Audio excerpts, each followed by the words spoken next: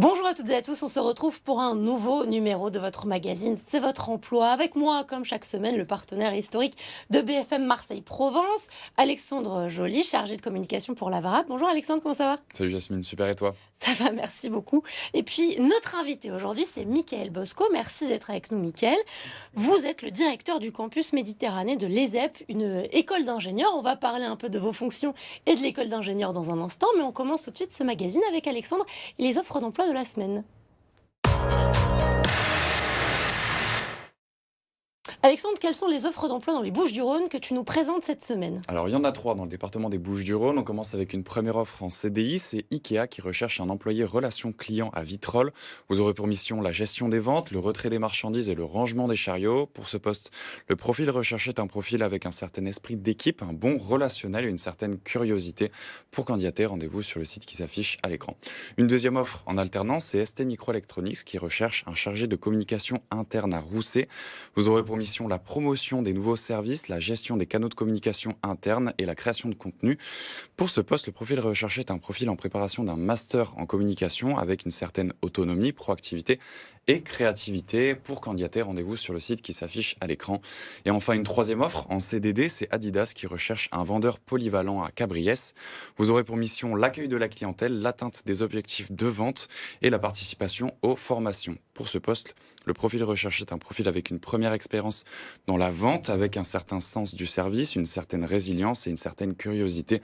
Pour candidater, rendez-vous sur le site qui s'affiche à l'écran. Merci beaucoup Alexandre. Donc vous l'aurez compris, trois postes assez différents cette semaine. On passe tout de suite à l'invité de la semaine.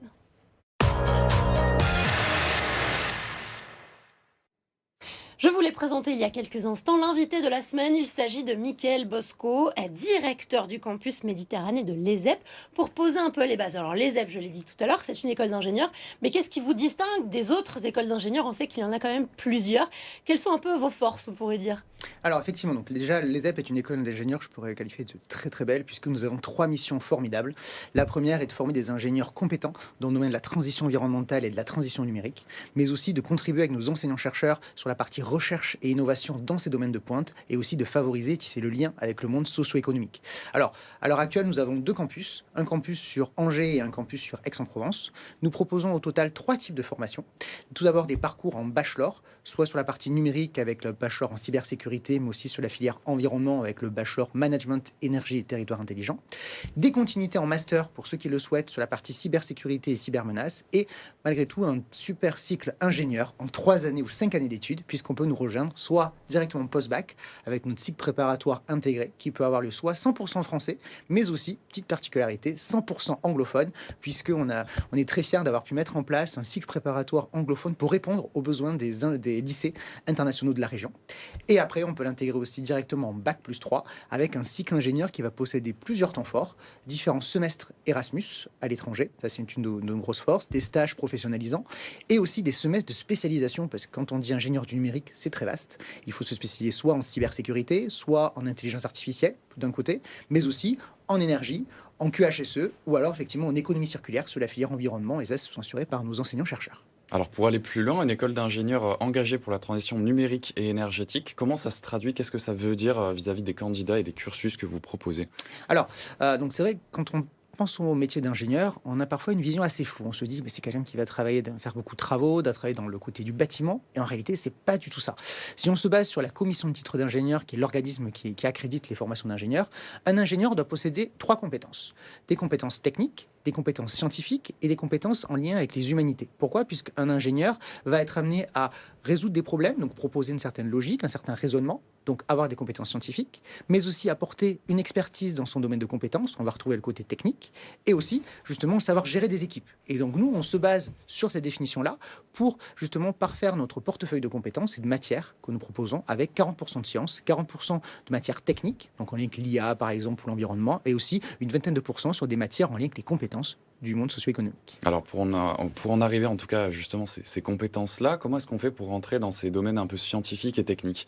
Alors, pour intégrer donc nos écoles, donc ça se passe sur Parcoursup tout d'abord. Quand on est au lycée, on peut avoir un seul vœu sur Parcoursup, le concours Puissance Alpha, qui représente 19 écoles d'ingénieurs, et donc on peut l'intégrer directement en post-bac. On peut également faire 2 années en BTS, mais aussi en CPGE, classe préparatoire à grandes écoles, ou alors faire une licence ou un BUT et intégrer notre école directement en Bac+3, avec la possibilité sur notre cycle ingénieur d'effectuer ça soit 3 ans sous statut étudiant, 3 ans en apprentissage, mais aussi un mix entre les deux, c'est-à-dire l'année 3 et 4 sous statut étudiant et l'année 5 en contrat de professionnalisation.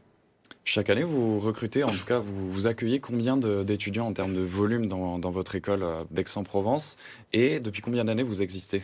Alors, nous, sur le campus d'Aix-en-Provence, donc c'est un campus qui est très récent, parce que ça va faire depuis bien presque 8 ans. On arrive en 2017 sur le campus d'Aix. On a commencé au tout début avec 40 étudiants, donc très petite école. Et là, on arrive presque aujourd'hui à près de 300 élèves. Donc, ce qui veut dire effectivement que le développement est bien en marche. En moyenne, on a sur notre campus et sur le campus d'Angers 150 diplômés par an dans les deux domaines des transitions numériques et transition environnementale, puisqu'il y a de nombreux effectivement besoins dans la région. Pour les spectateurs qui nous regardent, ça débouche vers quel type de poste, quel type de métier, les cursus que vous proposez? Alors, que ce soit sur la transition numérique ou transition environnementale, déjà, on va être sur des forts taux d'employabilité, puisque on est à 80% de nos étudiants qui signent une promesse d'embauche avant d'être diplômés. C'est impressionnant quand même comme chiffre. Tout à fait, c'est encore plus vrai justement dans les domaines des transitions. Les 20 autres pourcents sont en moyenne entre 2 à 3 semaines de recherche d'emploi. Et donc, sur les métiers de la transition numérique, par exemple, on va retrouver des ingénieurs qui vont travailler sur l'aspect ingénieur en cybersécurité, chef de sûreté de site, mais aussi des ingénieurs en robotisation et intelligence artificielle, on entend très souvent parler en ce moment. Également un excellent métier qu'on appelle hacker éthique. Alors un hacker éthique, c'est un ingénieur qui va travailler pour une entreprise pour justement tester et trouver les failles de sûreté dans des entreprises pour éviter qu'ils se fassent justement attaquer en vrai le jour J et proposer des solutions. Ça, c'est pour la partie transition numérique. Sur la partie transition environnementale, on va être sur des métiers plus en lien par exemple avec le QHSE. Tout ce qui est QHSE, donc qualité, hygiène, sécurité, environnement, c'est ce qui emploie énormément dans la région. Des ingénieurs après en lien avec le droit de l'environnement, mais aussi la transition énergétique, l'économie circulaire et par exemple ingénieur sûreté nucléaire. Pour les jeunes qui nous regardent, je pense qu'ils se posent la question, quels sont les avantages des métiers d'ingénieur dont vous venez de parler? Alors, outre le fait effectivement de la forte employabilité, le salaire peut être aussi également très attractif puisque en moyenne, en entrée, on commence avec un salaire annuel brut de 40 000 par an.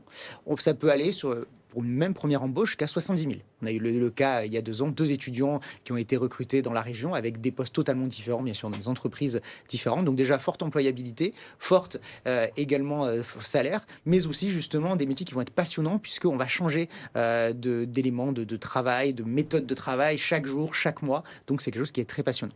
Et justement, donc c'est des métiers passionnants, mais comment vous faites pour vous faire connaître vis-à-vis des lycéens qui se demandent encore aujourd'hui quel cursus ils vont pouvoir choisir pour leurs études supérieures? Alors, pour se faire connaître, donc on va utiliser donc bien sûr les formats habituels, donc des journées portes ouvertes qui sont organisées à plusieurs reprises, des journées d'immersion où l'idée c'est de comprendre un petit peu ce que c'est que la vie d'un ingénieur au niveau de notre école et surtout dans les transitions.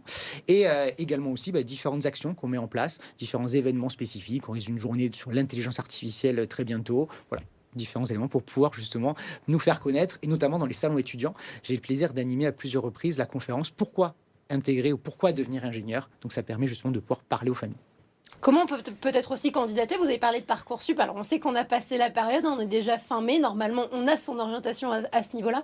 Mais si, par exemple, on entre en terminale l'année prochaine, ou notre enfant entre en terminale, comment on vous contacte? Est-ce que, déjà pour candidater, ça passe que par Parcoursup? Est-ce qu'il y a des concours? Expliquez-nous un petit peu. Tout à fait. Alors, sur Parcoursup, donc nous, pour intégrer notre école, il y a le concours Puissance Alpha, à savoir que pendant l'année terminale, pour intégrer des écoles d'ingénieurs, on va retrouver plusieurs concours. Nous, on est membre de la banque de concours Puissance Alpha, c'est très important puisque c'est un seul vœu et à l'intérieur, on peut rejoindre 19 écoles. Donc en termes de stratégie... Donc ça, dès la terminale. Dès la terminale, tout à fait. Et on se rend compte en fait que les choix sont faits dès l'année de première. Donc l'idée, c'est de pouvoir, dès l'année de première ou même de seconde, faire différents salons étudiants pour pouvoir rencontrer différentes écoles, tester des journées d'immersion, tester des journées portes ouvertes et par la suite justement faire ses choix et se préparer pendant l'année terminale au concours à passer pour pouvoir se donner toutes les chances. Quels sont peut-être les prérequis? Alors je sais qu'on ne parle plus de filière aujourd'hui au lycée, mais quelles sont les spécialisations à prendre absolument si on souhaite rejoindre une école d'ingénieur comme la vôtre? Alors, je ne mentirai pas en disant que les maths sont très importantes. Les maths, effectivement, restent le socle très important, mais on peut retrouver, effectivement, via les différentes réformes que nous avons eues, des étudiants qui font des bacs généraux avec 2 sciences, maths et physique. Pour moi, ça reste le cocktail idéal, mais effectivement, des étudiants qui ont fait qu'une seule spécialité scientifique, par exemple, maths anglais, maths, par exemple, économie. C'est faisable. Maths, ça serait, je dirais, un bon prérequis. Après, effectivement, la deuxième spécialité, idéalement, physique-chimie, mais on peut avoir effectivement de la spécialité SVT, NSI ou autre. Et l'idée, c'est que dans tous les cas, les écoles d'ingénieurs travaillent pour pouvoir adapter les programmes. Donc nous, par exemple, on organise des bootcamps au mois d'août pour pouvoir renforcer justement le côté scientifique quand on l'a laissé un peu de côté au lycée. Merci beaucoup, Mickaël Bosco, directeur du campus Méditerranée de l'ESEP, d'avoir été notre invité. On passe tout de suite à la candidature de la semaine avec Alexandre.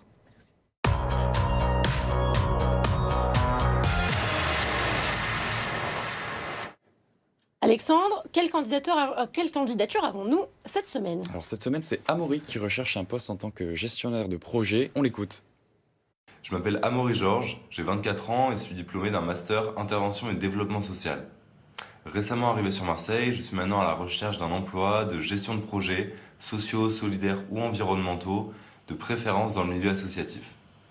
Ayant réalisé un stage dans l'insertion professionnelle, j'ai pu animer des ateliers pour un public varié en recherche d'emploi et créer du lien avec des partenaires sociaux locaux.